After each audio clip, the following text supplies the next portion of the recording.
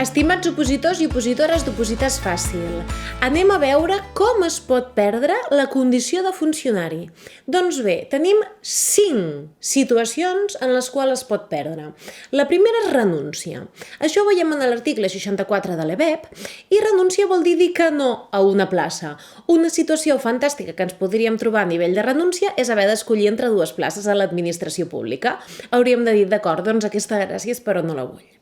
Pel que fa a la pèrdua de nacionalitat, ho veiem en l'article 65 de l'EBEP i també seria una possible causa de pèrdua de la condició de funcionari només quan aquesta hagi estat tinguda en compte pel nomenament.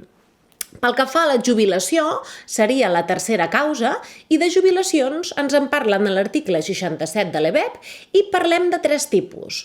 La voluntària, quan el treballador ho demana, la forçosa, que es declara d'ofici als 65 anys però que es pot allargar fins als 70 o per declaració d'incapacitat permanent.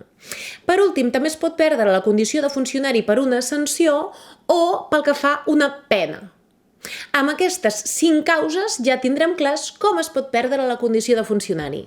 Moltes gràcies per la teva atenció.